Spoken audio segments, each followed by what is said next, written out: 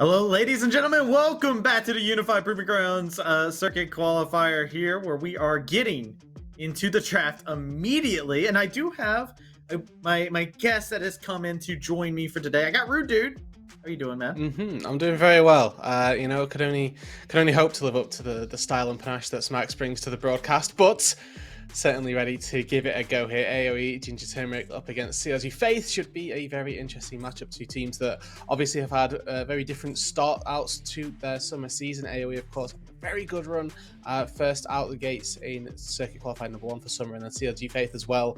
Once again, off the back of some fairly shaky OQs, trying to stamp themselves to be challenging those LCS affiliate organizations. Yes, and you want to see that exactly as you see the bans coming through. It's no surprise that AOE Ginger Turmeric are the ones that ban out Seraphine, even if they are on blue side. They don't seem like the ones that want to play it, as we are here in game #1, have a little bit of a swap inside of the top lane. Don't have Existence. Instead, we have Moose Hater themselves up there in the top line. Yeah, and as far as I'm aware, the swap may come back again. We may well see Existence come back for the remainder of the series, but for game #1 at least, Moose Hater are going to start out, and I love this first pick the UD are taken on straight away. Certainly one of the more powerful junglers on this patch, and we need now to see what CLG Faith are going to do with this information, whether they opt to go for something more tank shred oriented, things like the Cassio in the mid lane that we've already seen tonight specifically. We could see that potentially come on out, and then also taking this center Tom Kent for themselves, establishing CLG Faith has a large presence in that bot lane already. Yeah, they got Senna Tom Kench, but here we are on the flip side of things. Ash locked in. Did get put some play yesterday with Taco Gaming, but this is a different variant, it seems. Okay. This is Ash Misfortune. I have a couple of experiences with this style of Ash, and we can get into those as we get into the game, because the rest of the draft is starting to come through as well. Sejuani locked in for CLG Faith. It's worth mentioning here that this isn't necessarily a jungler. This is a very flexible pick now in the current meta. Can go into the top lane, can go into that jungle as well. Both Draco and Rosefall are going to have their eyes on this Sejuani, and I like that they're taking this on the red side. It opens up that element of flexibility and sort of gives now Moose Hater a bit of a difficult time, because he has to pick a champion in that top lane that is always going to be good into a Sejuani, but also could just be completely counterpicked as well. Do see it predominantly over there towards that top side, and that is exactly what they say. All right, the mystery has been revealed. Volibear comes in, and AOE GT, they say, hey, we take the Azir, we take the Trundle. Okay, so this is, I don't know where any of these pieces are going now. The Trundle's just going to go in the top lane and match the Sejuani, actually. It just makes a lot of sense. Okay, so the Trundle has been a great answer to the Sejuani in the jungle matchup specifically. The way it used to go was you would simply subjugate the Sejuani at the start of combat when she has her frost armor herself, and then when that drops off, she has sort of negative resists. It becomes very easy to try and take away the Trundle, of course, having a ton of armor and magic resist to play with. And in the side lane, in a split push, this Trundle is going to have a ton of priority up against the Sejuani, largely due to that counter issue. A very good adaptation for AOE GTC here. Certainly happy to see this pick come out of that top side, and overall some really the mid lane for Town. I'm excited to see how this plays out for CLG Faith, but I think that to start off with, AOE side lanes look very, very nice. It definitely looks scary, right? Like, I'm actually shuddering a little bit, because I see Ash Misfortune. I remember the days of like Worlds, what was it, 2018, where Rots Tigers were taking over the world. That just like that whole entire series flashed through my mind, and I'm like, oh, I'm intimidated now, and I'm not even in the game. I'm not even on the other side. This is a duo that tends to be pretty lane dominant, and when the last time we really saw it prevail was when Zyra was a popular pick, and it's a completely different look. Yeah, so what we have for the bot lane here of AOE Ginger Turmeric is essentially just double poke, double comet in the early stages, I imagine, for deep lane and duo king. You use the volley from Ash, you use Make It Rain from deep lane, and there's ultimately nothing particularly that Aaron or Trevor can do. Whoever gets the brunt of those comets is going to take probably half their HP from just one cycle of cooldowns. That starts coming back up again. It's a very oppressive bot lane duo. And the notion of Tom Kench, of course, is that he tends to be able to keep his AD carry safe, tends to be after that level 6 marker, but through the early stages doesn't have a lot of sustain, doesn't have too many ways to weather that storm of poke and barrage that's going to come out of this Ginger Turmeric bot lane. So I really like their bot lane duo. I'm very excited to see what they can do because this is new. This is something different in the meta. We have seen it a couple of times across in the LFL. Actually, it's been played by Cody's son, a familiar face to certain players. But this Ashe support style is certainly something that I'm seeing rise in priority. Yeah, it's been something. It's inhibited me too. Sometimes I'm just like, oh man, this is so much fun. You just go down there and it's just like, man, it's like I'm playing ARAM, right? I just get to go to the mandate and just get to pop people. It's free damage. It's easy to be able to utilize, and you get that most broken ability in the game in the hawk shot where you just get free vision for your jungler. And you know what? With a team that likes to play as confidently as AOE GT, that's a big boon to be able to have. It really is. I'm certainly, obviously, like I say, keep my eyes on this bot lane to see how well they end up executing on their pretty much press buttons win lane type situation. Interesting little invade from CLG here. Deep lane potentially in trouble. Yeah, he is going to get slapped by the tongue. It is going to force the flash out after Trevor takes about 3 tower shots. So it's just going to be as simple as that. I want to touch on. Go on. I was just going to say, Trevor has TP. He does. Yeah, this is something that you see, I suppose, when they're expecting the lane to be fairly aggressive or fairly poke-oriented here, that TP to cheat out on some early game, potentially have a bit of a rough time of things, and then just TP back into the lane regardless. You can get away with some fairly, I'll say, fairly good situations and those nice teleports back to the laning phase. As I was sort of saying, Travi, as well, we have to touch on the fact that Duo King actually took Ghost for this bot lane. We don't frequently see the supports opt into mobility-esque summoner spells, right? Unless you're desperately needing the cleanse. Heal is about as good as we tend to see it get. The supports down in the bot lane, and they're typically enchanters. But this is Duo King opting heavily into personal safety on the Ashe support. Personal safety or just to be a terror to CLG's bot lane? We're going to have to find out, because you can easily make that into just something that you just can't get away from the Ashe. Watch, now. Travi, they're going to press their buttons. Look at them. Oh. Do it. Okay, well, when they do, that's one, and that's two. That's another. There you go. There's your button presses. And that's how this bot lane's going to work. That's pretty much all that Duo King and Deep Lane need to go for. We can see the tier started for Deep Lane. Going to be stacking that up quite nicely, getting towards that Mana Moon even faster. Not going to be feeling the pressure of this bot lane 2v2 really at all, just because they've got such a good answer. I like this from Trevor, though, just blocking out the volley, making sure that he's the one taking the damage, allowing Aaron to stay a little bit healthier in the bot lane duo. Yeah, but level 2 advantage does go out this squad. You can see them immediately press that advantage forward. Nice. I do want to highlight the jungles and where they're meeting right now. They're looking to, first one's looking to get aggressive. Both junglers started off on their top side. Rosethorn doesn't have control over that bot lane. Worth remembering that Deep Lane and Duo King will be able to move first if they're needed. Mid lane as well, the same sort of situation. Rosethorn could be in a little bit of trouble, but it looks like enough pressure has come out. Keel backing away quite respectfully. No, not a full engage, not full aggression by either jungler, but just testing the waters a little bit. Just testing the waters. Keel finally gets a hold of his red buff. You can see Rosethorn is still staying around inside of the area. Aaron taking a heaping amount of damage here. There's the flash engage coming out forward, though. A cleanse immediately as the answer. They're looking to see if they can still jump onto Deep Learn. Deep Learn is going to find itself going down as Rosethorn looking to try and take out Duo King as well. But it will just be one target taken to CLG Fave. That's first blood for Aaron. And just stepping too far forward there, you've just scouted Rosethorn in your red side jungle. Going that far forward when Keel isn't ready to respond is a little bit of a misstep. It is too far forward and they do get punished. Really nice adaptation from Rosethorn. He doesn't get himself an assist on the board, but his presence does enough to enable Aaron and Trevor to get rid of that difficult laning phase that they were in, and now has that advantage in the bot lane. A kill going onto Yosena, accelerating her in her build path. Exactly what CLG were looking for, and a great little start open up from the CLG jungler. Yep, doing a good job for that. CLG looking to see what other options they can possibly get. The Swifty Boots have been completed for Aaron, which will be very nice, especially when you have to deal with the amount of slows that are inside of that bot lane. Draco trying to see if he can possibly get a solo kill, but here comes Kill making way into top lane. Wasn't even needed. Moose Hater gets the kill.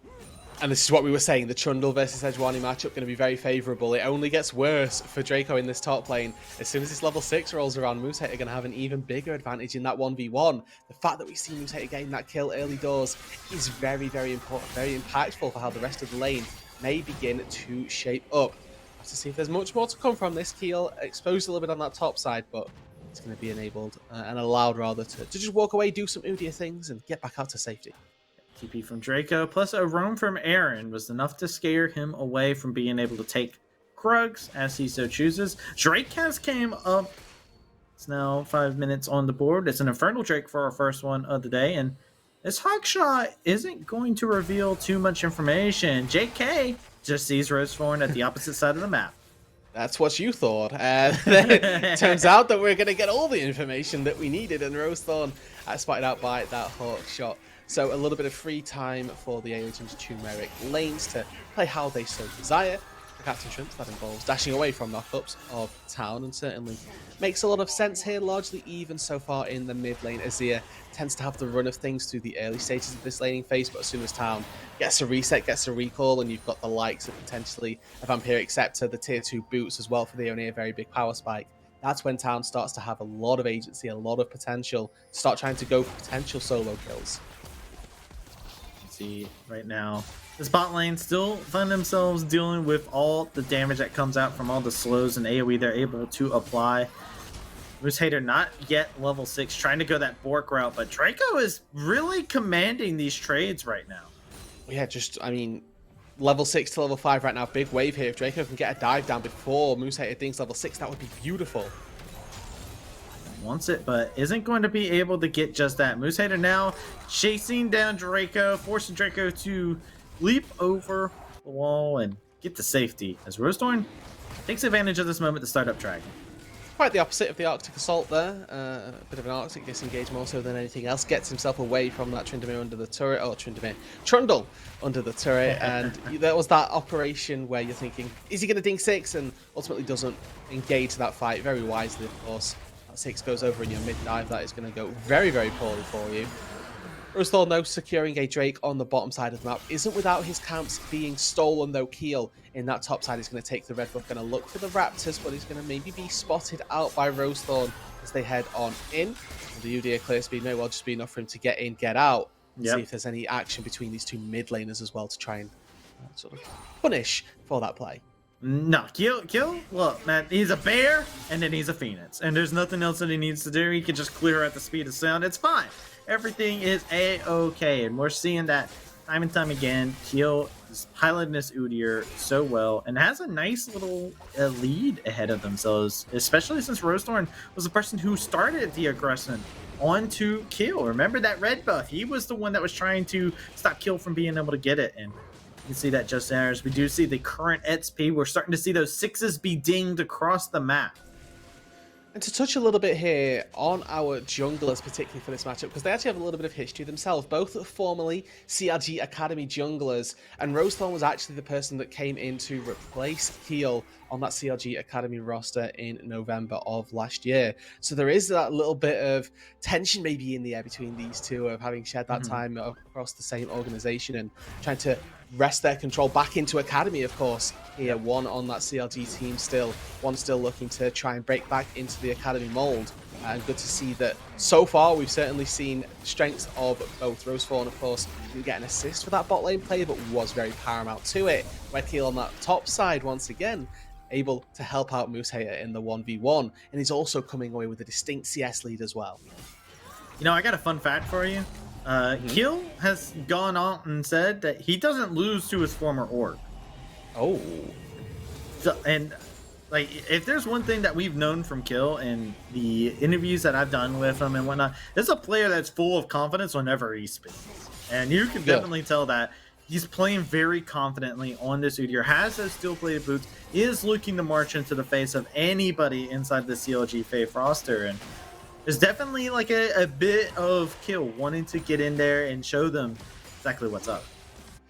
And of course, a reminder that this Udyr was a blue 1 pick. It was the first pick up of AOE Ginger Turmeric's draft. They had high priority on this for a reason, and obviously they've shown us why thus far through the early game, and I think that we're going to get to see even more so through the late stages of this game as well. Its brutal tankiness is going to be something that we have to draw our attention to, and how well does CLG get themselves through that health bar?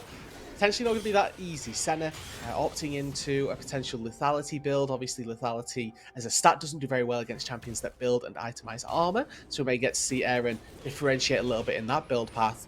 But Keel just running rampant in this top side. He's taking these top camps, cycling them away from the enemy jungle. Yeah, it's a case of abuse at this current moment in time. Look at this. Keel's doing so much damage to Draco. Has to jump over the wall. The shields are there. And look at that. Aaron grabs the arrow. Nobody gets stunned up inside the fight. Moose cannot get onto Draco. He might be he might be out of HP, but he is not going down anytime soon. Aaron gets a kill, and CLG Fate find 2 top side.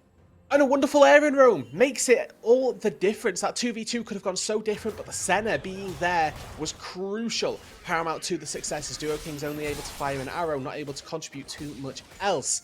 But that was a crucial roam by the CLG bot lane and making the most of their time out on the map. Deepland dodges out on the Abyssal Dive.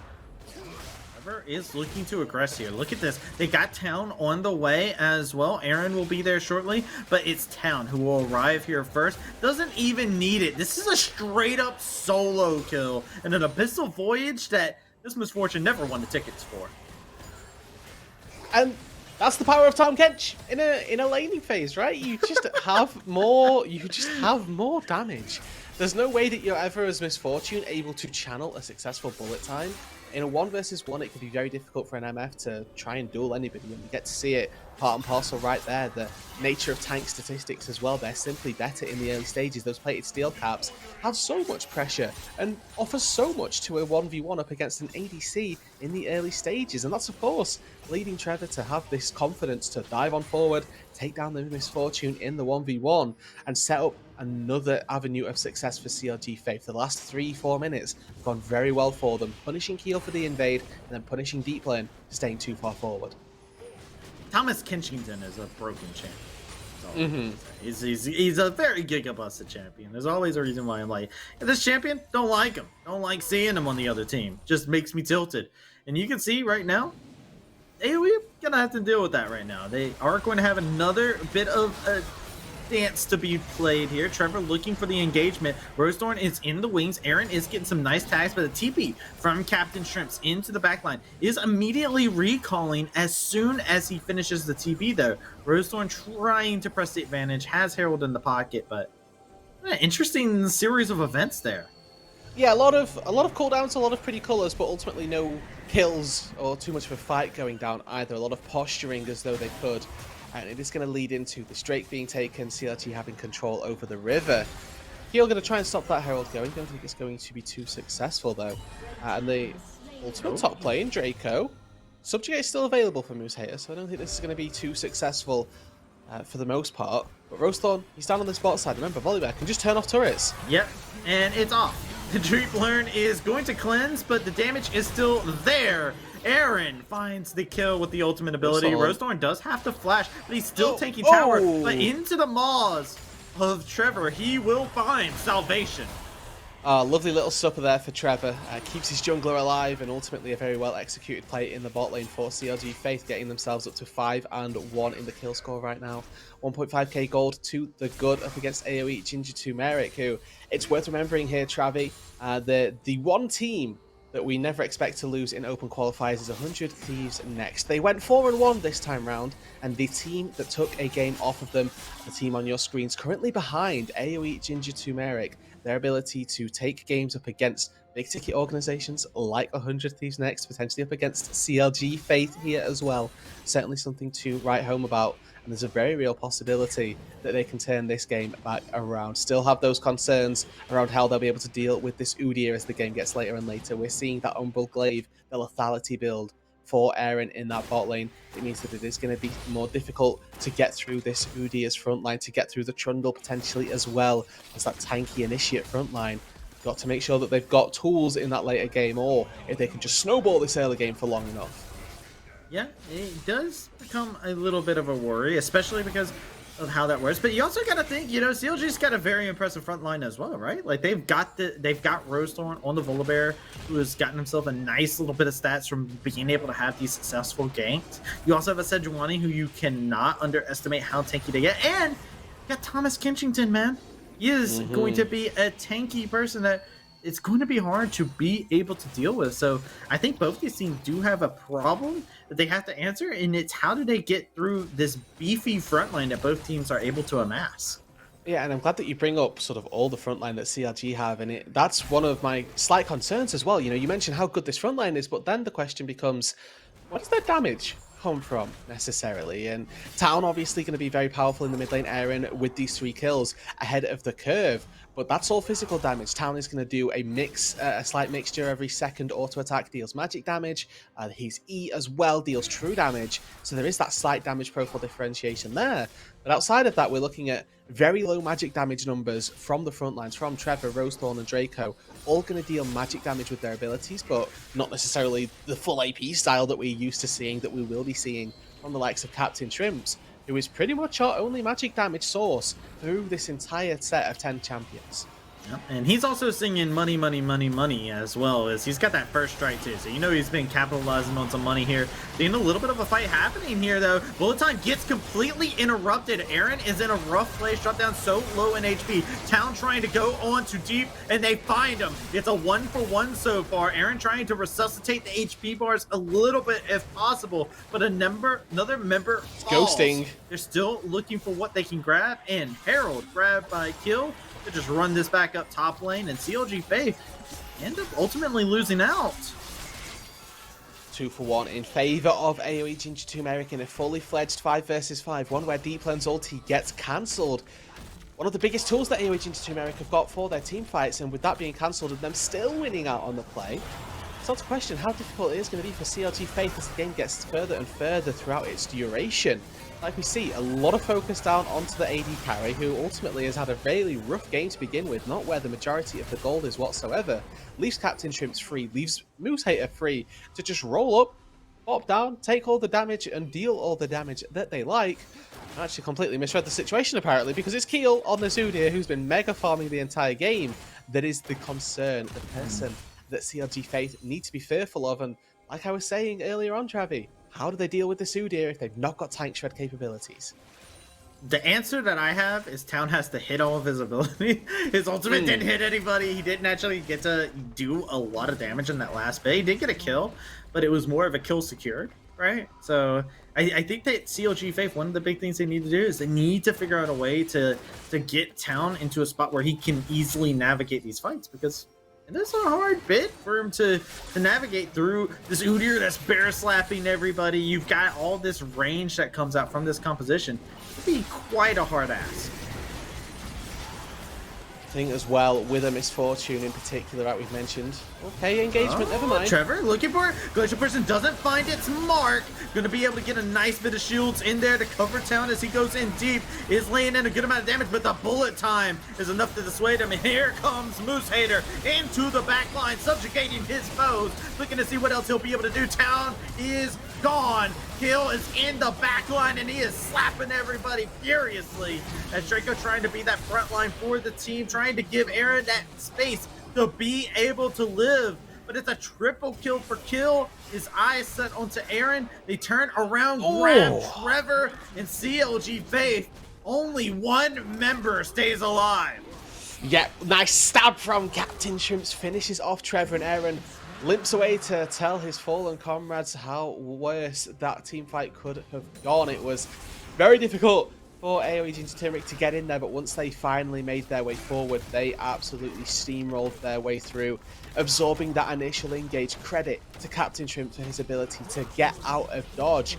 There was a knock up on him, right? Trevor finds him with the Abyssal Dive, but then flashes away, just buys enough space, dodges out on the Fate Sealed, and shuffles his way right back to the backline. And then the kite potential from the Ashe, the re-engage capabilities that Udyr has, that Trundle on the flank had.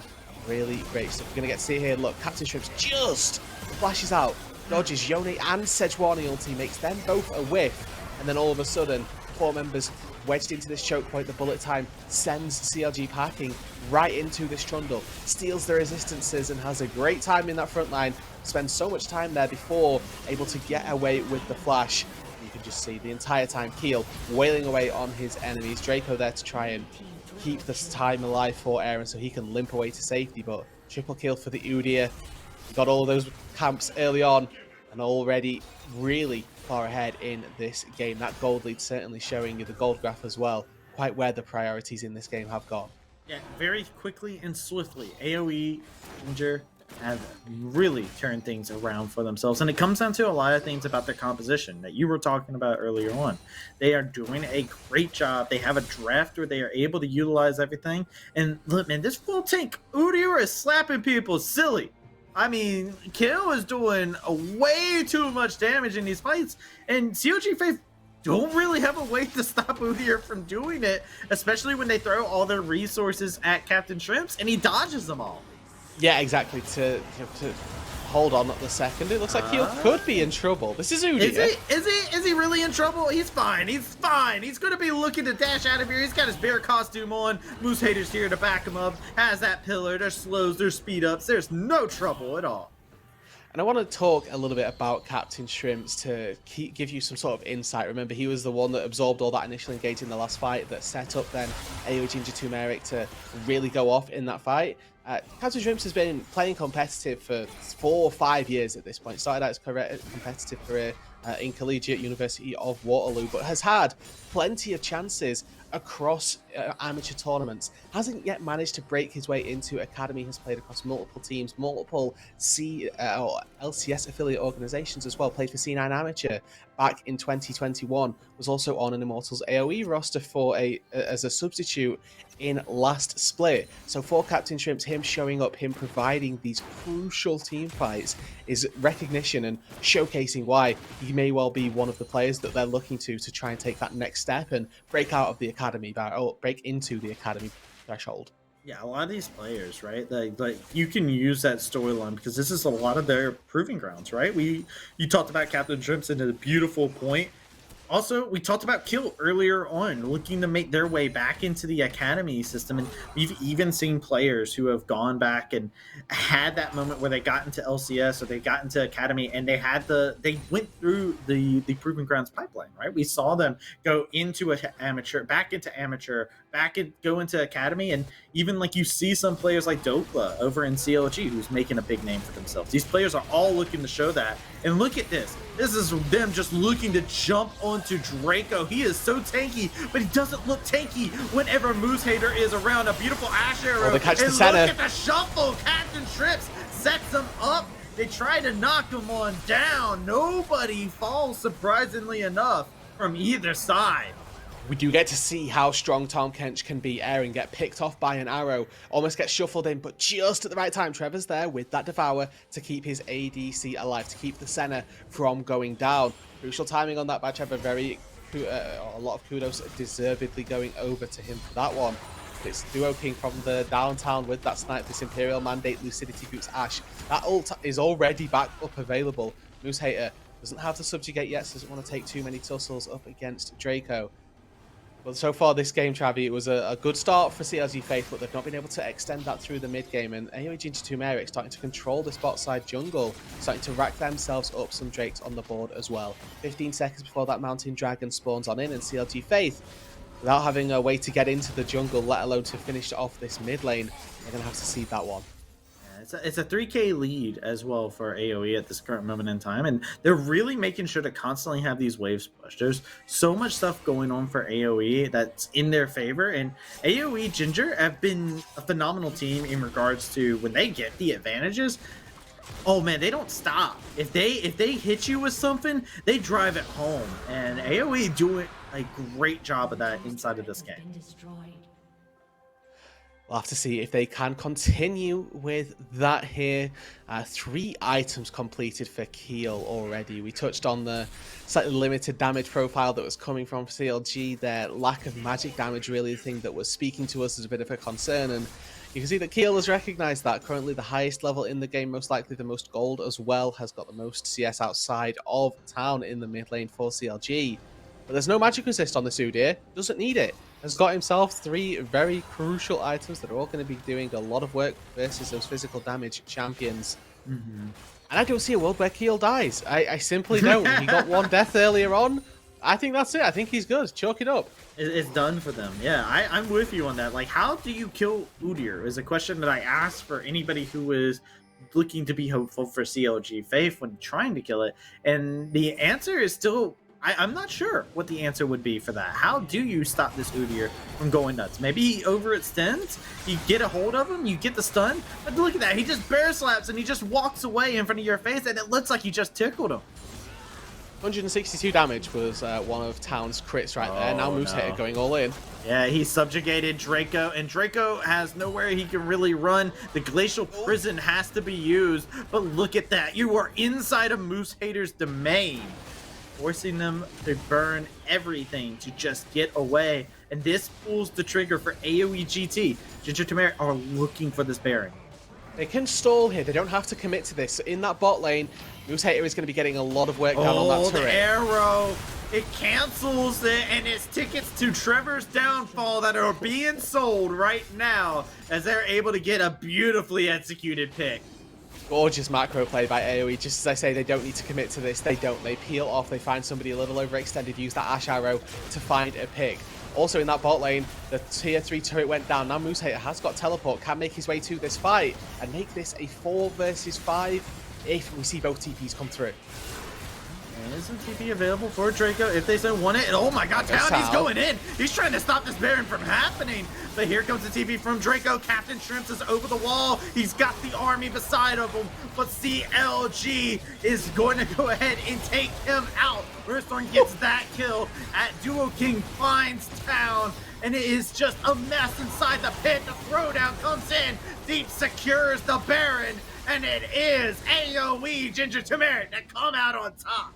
Oh, it's a mess, Travi. It is an absolute mess in and out of the Baron pit, but AOE Ginger Turmeric are the ones that come out on top, finding 4 kills, finding the Baron as well, and setting themselves up very nicely to take game 1 in this series. It may not be just yet. They're going to start battering away at those inhibitor turrets, battering away at these turrets outside the base as well. Remember, they have a great split pusher in this Trundle. Moosehater has already been taking 1v1s up against Draco very handily. Now there's a Baron at his side as well. This is going to be very, very scary for CLG Faith now for the remainder of the game. It is a terrifying scenario to be in. And just look at this. Look at how this all starts off. It all starts with Town. And going right the way into the pit, he gets deep lane and Duo King so very low, and also does a load of work onto Captain Shrimps as well. He buys a lot of time with that stasis and then that flash out to safety. Rosethorn uses his smite to secure a kill onto the enemy mid laner. Keel recognizes this. He's just wailing away on that Baron. He thinks that Phoenix plus his smite is going to be enough. He's wrong. It's deep lane with a rogue auto attack, a rogue make it rain. Something there is enough to secure the Baron. A 61 HP Baron is something that, you know, that Jannas across the world dream of, essentially trying to steal those. At the end of the day, it just goes to AGT. Yeah, I saw that smite come out. I saw the 60 HP, and I was like, "Oh no!" it's an absolute lottery at that point, isn't it? It's funny how like that one moment pops up in slow mo. If you're in that game, that's slow mo. If you're watching, slow motion is what we all see that as. CLG looking for one last ditch effort to make a play happen. They're going in hard. Duo King getting jumped upon. The arrow hits into the back line. The bullet time is there. Draco gets Duo King, but that is just the support, and you have to sacrifice so much just for that. Trevor with a beautiful movement to save Rosethorn from disaster. The AOE still stand out on top. Draco is gone. Inhibitors are falling. In CLG, they're trying to stop more from being taken from their base. Yeah, remember, we see Moosehater took this turret ages ago now, it feels like, and this inhibitor is also just going to go begging, taken down by the AOE Ginger Turmeric squad. Playing this nice and safely, they'll go back, take the Drake, set themselves back up to go 5 people in that top side. Don't need to use any fancy shenanigans here. They've got a very clear win condition for the remainder of this game. It's going to be Mountain Salt Point being secured for them as well, so if the absolute worst case scenario happens and they aren't able to close out the game in the next push, they then have a Mountain Salt to default back to, and it makes the tanky Udyr even tankier. Something that we don't often talk about is what the base Drakes do on their own. Mountain Drakes, of course, give those resistances, and Anudia, who's picked himself up 3 resistance-heavy items with 3 in Mountain Dragons as well. In case that wasn't hard enough for CLG to try and cut through the Udyr, the Drakes have not been in their favour for that either. How do you feel about Maji's Udyr? Because let me I feel tell very you, passionately that this is a very good game to go Maji's Udyr. I mean, why not, right? The issue, let's talk about it a little bit. We've got about 20 seconds before they ultimately smoke and fight again. If Udyr doesn't die, Udyr can't lose stacks. That's it, there we go. That's your point, and that's where we let it lie, as Deep Learning uses the cleanse, but the arrow comes in big. The bullet time eviscerates town. It is everything thrown at Deep Learning, but the cavalry is there, and he has all the support in the world. Oh, it's deja vu for Deep Learn right there. He'd been focused this entire game, and the final last-ditch effort that CLG go for gets turned around. Duo King with a beautiful nailed arrow from downtown stops the Yone in his tracks.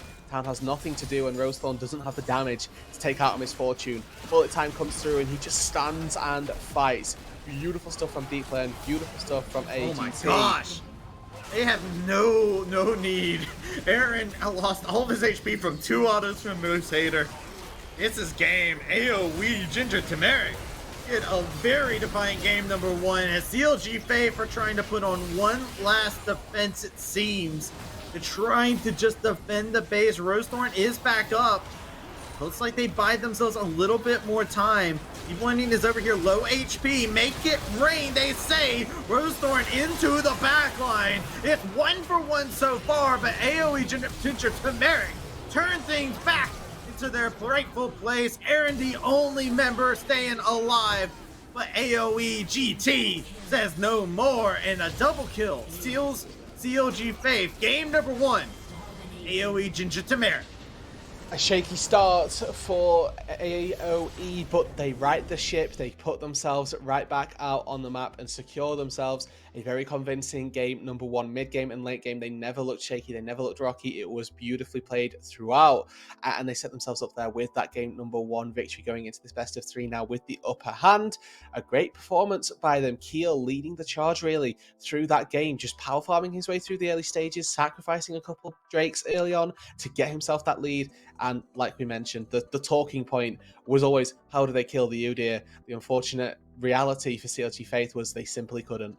Yeah, it was unkillable, man. Like, he just ran around, did as he pleased. This man put on a bear costume and nobody was able to stop him. It was terrifying. And I think CLG Faith, they do have to kind of think about, as they go into game number 2, how do they enable themselves to have a couple more options at the plate, right? Like, they had some cool stuff for themselves. Their early game, like you talked about, CLG Faith had it actually pretty decent early game, right? Like, they actually had a gold lead for themselves, which is not a normal thing. CLG Faith is usually this, like, when you think about them, you think about them late game scaling, team fighting, and all that jazz. But this time around, they had some different tools at their disposal, so we have to see what kits they bring. Yeah, exactly. They're going to need to look for different styles of play as well. A couple of, like we talked about, things that stemmed back to drafting, potentially change up a few pieces of that puzzle, and like you said, come back better tooled into game number 2, because we did see some bright spots, we did see some sparks, some flashes of light, to see if they can, reignite that, put a little bit more oomph behind it as well. They can definitely give us a series here, Travi, that's for sure. Absolutely. We're looking forward to it, but we're going to have to take ourselves a short little break, and when we come back, we'll be going into game number 2, so make sure you do not touch that browser.